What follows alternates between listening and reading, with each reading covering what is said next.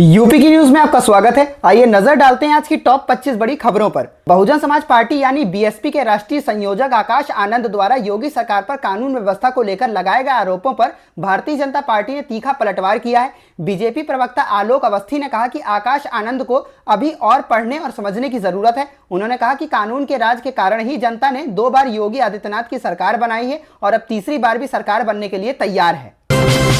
कानपुर के एक सरकारी स्कूल में महिला हेडमास्टर ने खुद को कमरे के अंदर बंद कर लिया और अपनी जान को खतरा बताते हुए पुलिस को सूचना दी। घटना की जानकारी मिलने पर खंड शिक्षा अधिकारी यानी बीईओ भी मौके पर पहुंची, लेकिन हेडमास्टर ने कमरे का दरवाजा नहीं खोला। बाद में जब उनकी बहन स्कूल पहुंची तब जाकर उन्होंने कमरा खोला। हेडमास्टर ने स्कूल में कार्यरत रसोइयों पर गंभीर आरोप लगाए हैं। फिलहाल पुलिस और शिक्षा विभाग पूरे मामले की जांच में जुटे हुए हैं।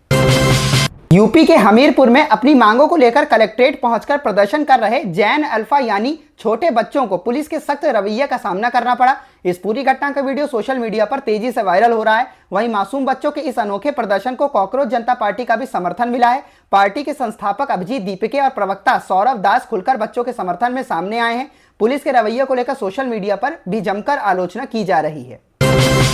वकालत की आड़ में आपराधिक गतिविधियों में शामिल वकीलों के खिलाफ हाईकोर्ट के सख्त रुख के बाद पुलिस ने बड़ी कार्रवाई की है।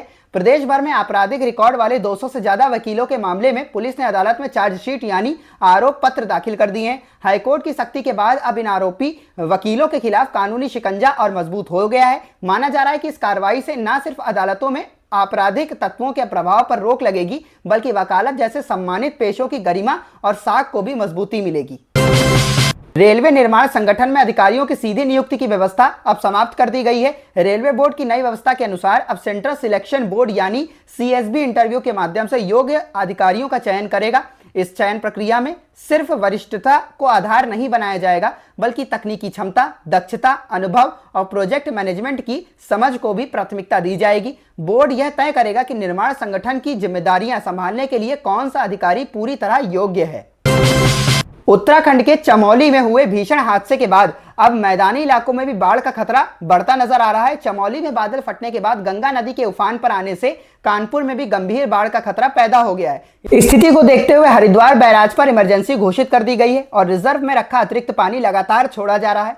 हरिद्वार से छोड़ा गया यह पानी 15 अगस्त तक कानपुर पहुंचने की संभावना है। इसके चलते गंगा का जलस्तर खतरे के निशान को पार कर सकता है। तटीय क्षेत्रों में भी अलर्ट जारी कर दिया गया है।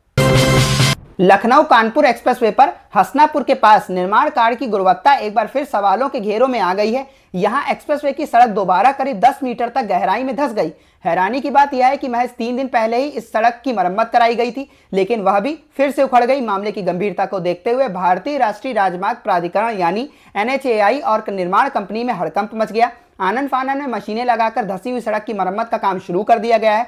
सड़क के बार बार धंसने से परियोजना की गुणवत्ता और सुरक्षा व्यवस्था पर गंभीर सवाल खड़े हो रहे हैं। यूपी के बरेली जिले में अब प्रॉपर्टी खरीदना महंगा हो सकता है। प्रशासन ने वर्ष 2026 से 27 के लिए सर्किल रेट में 5 से 20% तक बढ़ोतरी का प्रस्ताव जारी किया है। जिला प्रशासन की ओर से जारी प्रस्तावित दर सूची पर 17 अगस्त तक आम लोगों, बिल्डरों और विभिन्न संगठनों से आपत्तियां और सुझाव मांगे गए हैं।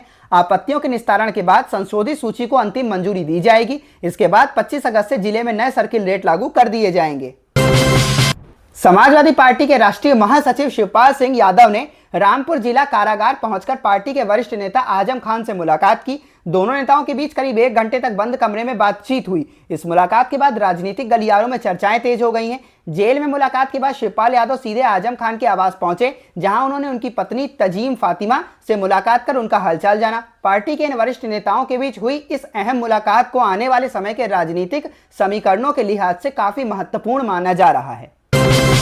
लखनऊ पुलिस ने करीब 1 साल के फरार चल रही उज्बेकिस्तान की एक महिला नागरिक को गिरफ्तार किया है। महिला पर 2 अन्य विदेशी युवतियों को अवैध रूप से लखनऊ में ठहरने और उनकी मदद करने का गंभीर आरोप है। पुलिस के मुताबिक गिरफ्तारी से बचने के लिए महिला ने कथित तौर पर प्लास्टिक सर्जरी के जरिए अपनी पहचान बदलने की कोशिश की थी। पुलिस इस पहलू की भी गहनता से जांच कर रही है। फिलहाल उसके पासपोर्ट और अन्य यात्रा दस्तावेजों की बारीकी से जांच की जा रही है। कानून प्रक्रिया और जांच पूरी होने के बाद आरोपी महिला को उज्बेकिस्तान डिपोर्ट किए जाने की कार्रवाई की जाएगी। यूपी के हमीरपुर में सड़क निर्माण की मांग को लेकर छोटे बच्चों ने कलेक्ट्रेट पहुंचकर जोरदार प्रदर्शन किया। बच्चों के इस आंदोलन से प्रशासनिक अधिकारियों में हड़कंप मच गया। स्थिति को नियंत्रित करने के लिए मौके पर भारी पुलिस बल और पीएससी की तैनाती करनी पड़ी। करीब 5 घंटे तक चले इस प्रदर्शन के बावजूद बच्चों की मुलाकात जिलाधिकारी से नहीं हो सकी, क्योंकि डीएम पहले ही पिछले गेट से निकल चुके थे। लंबे समय तक इंतजार करने के बाद भी जब बच्चों को कोई ठोस आश्वासन नहीं मिला तो वे मायूस होकर वापस लौट गए। राजस्थान के भरतपुर में केवलादेव राष्ट्रीय उद्यान के सामने एक बड़ा हादसा होते होते टल गया। 35.2 टन ज्वलनशील गैस से भरा एक टैंकर अचानक ब्रेक लगाने वाले ट्रेलर से टकराने से बचने की कोशिश में अनियंत्रित होकर डिवाइडर पर चढ़ गया। टैंकर चालक की सूझबूझ और त्वरित प्रतिक्रिया से भीषण टक्कर और बड़ी अनहोनी को समय रहते टाल दिया गया। हादसे में किसी के घायल या हताहत होने की खबर नहीं है। सूचना मिलते ही पुलिस और राहत की टीम मौके पर पहुंची और यातायात व्यवस्था को सामान्य कराया। प्रयागराज के स्वरूप रानी नेहरू यानी SRN अस्पताल में तृतीय श्रेणी के आउटसोर्सिंग कर्मचारियों ने वेतन विसंगतियों और बकाया मानदेय के विरोध में काम पूरी तरह बंद कर दिया।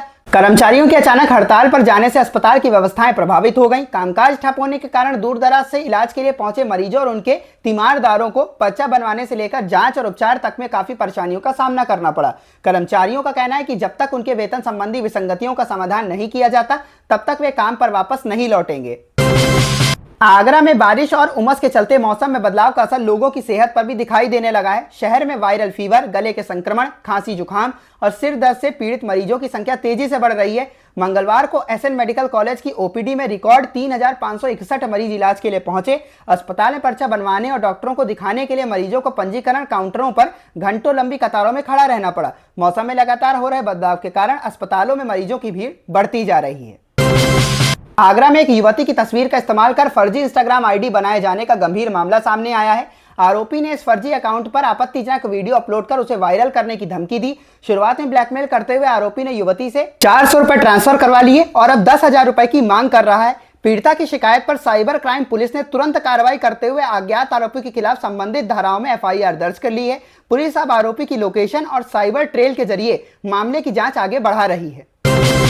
स्वतंत्रता दिवस के अवसर पर अमर उजाला और GG स्कूल ऑफ नर्सिंग एवं पैरामेडिकल के संयुक्त तत्वाधान में मां तुझे प्रणाम अभियान आयोजित किया जा रहा है। इस अभियान के तहत 15 अगस्त को आगरा के प्रमुख चौराहों पर सामूहिक राष्ट्रगान और ध्वजारोहण किया जाएगा। वहीं 13 अगस्त को देश की वीरांगनाओं के सम्मान में विशेष समारोह आयोजित किया गया था। इसके बाद 14 अगस्त को भव्य तिरंगा वाहन रैली निकाली जाएगी। इस पहल के जरिए आगरा के लोग एकजुट होकर देशभक्ति, राष्ट्रीय एकता और गौरव का संदेश देंगे।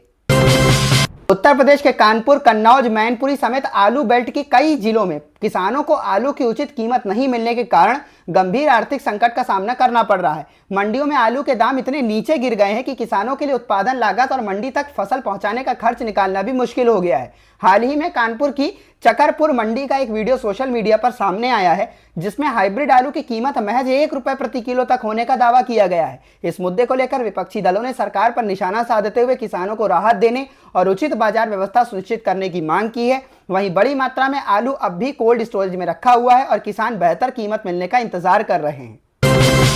उत्तर प्रदेश में 14 अगस्त को मानसून फिर सक्रिय रहने वाला है। मौसम विभाग ने प्रदेश के 24 जिलों में भारी बारिश की चेतावनी जारी की है। साथ ही 61 जिलों में आकाशीय बिजली और गरज चमक को लेकर अलर्ट जारी किया गया है। भारी बारिश की संभावना वाले जिलों में प्रयागराज, कौशाम्बी, फतेहपुर, सोनभद्र, मिर्जापुर, कानपुर नगर, कानपुर देहात, सहारनपुर, मुरादाबाद, बरेली, पीलीभीत, शाहजहांपुर समेत कई जिले शामिल हैं। पूर्वी और पश्चिमी यूपी दोनों क्षेत्रों में बारिश और गरज चमक का असर देखने को मिल सकता है। मौसम विभाग ने किसानों और आम लोगों को आकाशीय बिजली के दौरान खुले स्थानों से बचने की सलाह दी है। बारिश के दौरान अनावश्यक यात्रा से बचने और मौसम के ताजा अपडेट पर नजर रखने की अपील की गई है। उत्तर प्रदेश की सियासत में मायावती ने बड़ा एक्शन लिया है। बसपा सुप्रीमो ने अपनी सरकार में स्वास्थ्य मंत्री रहे अनंत कुमार मिश्रा उर्फ अंटू मिश्रा को पार्टी से निष्कासित कर दिया है। मायावती के मुताबिक अनंत मिश्रा को पार्टी की विरोधी गतिविधियों के आरोप में तत्काल प्रभाव से बाहर किया गया है। यह कार्रवाई ऐसे समय हुई है जब यूपी में आगामी विधानसभा चुनावों को लेकर राजनीतिक गतिविधियां तेज हो गई हैं। मायावती ने बसपा कार्यकर्ताओं से भी सतर्क रहने और चुनावी तैयारियों में पूरी तरह ईमानदारी और मजबूती के साथ जुटने की अपील की है। अब सवाल यह है कि अनंत मिश्रा के निष्कासन का 2027 के चुनाव में बसपा की रणनीति पर क्या असर पड़ेगा। उत्तर प्रदेश में महिलाओं को 50,000 रुपए की आर्थिक सहायता देने वाली प्रस्तावित योजना को लेकर सियासत तेज हो गई है। समाजवादी पार्टी की मैनपुरी सांसद डिंपल यादव ने इस योजना पर बड़ा बयान दिया है। डिंपल यादव ने कहा है कि उन्हें ऐसी योजना की चर्चा सुनने को मिल रही है। उन्होंने चुनाव से पहले महिलाओं के खातों में पैसे भेजे जाने की कोशिश का जिक्र करते हुए कहा कि समाजवादी पार्टी ऐसी स्थिति के लिए तैयार है, लेकिन वह इसका स्वागत नहीं करती। बता दें कि यूपी में महिलाओं को 50,000 रुपए देने वाली इस योजना को लेकर अभी चर्चा चल रही है। ऐसे में डिंपल यादव के बयान के बाद 2027 विधानसभा चुनाव से पहले इस मुद्दे पर सियासी बहस और तेज होने के आसार हैं। यूपी विधानसभा चुनाव 2027 को लेकर बीजेपी ने तैयारियां तेज कर दी हैं। इसी सिलसिले में उत्तर प्रदेश के डिप्टी सीएम केशव प्रसाद मौर्य ने नई दिल्ली में केंद्रीय गृह मंत्री अमित शाह से मुलाकात की। दोनों नेताओं के बीच यह बैठक आधे घंटे से ज्यादा चली। मुलाकात में यूपी के मौजूदा राजनीतिक स्थिति, चुनावी रणनीति और बदलते सामाजिक समीकरणों पर चर्चा की जानकारी सामने आई है। खास तौर पर युवाओं और जेनजी वोटर्स के बीच पार्टी की पहुंच बढ़ाने की रणनीति पर भी मंथन की बात की जा रही है। राहुल गांधी के छात्र संवाद कार्यक्रम और युवाओं से जुड़े मुद्दों के बीच यह बैठक बीजेपी की चुनावी तैयारियों के लिहाज से अहम मानी जा रही है। हालांकि बैठक के बाद केशव प्रसाद ने इसे शिष्टाचार भेंट बताते हुए अमित शाह से मार्गदर्शन मिलने की बात कही।